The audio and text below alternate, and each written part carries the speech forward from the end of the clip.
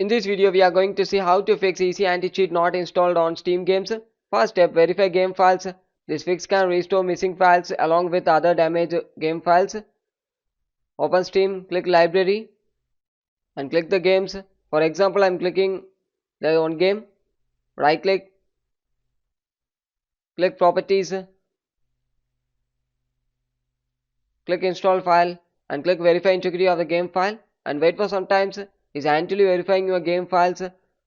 If there is any corrupted file having means it will rectify it. Wait for some time.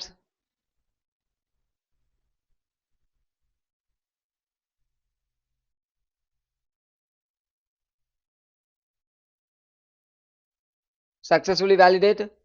Then move on with next step. Click browse option. Click EAC anti-cheat folder. Click the EAC anti-cheat setup. Double click it.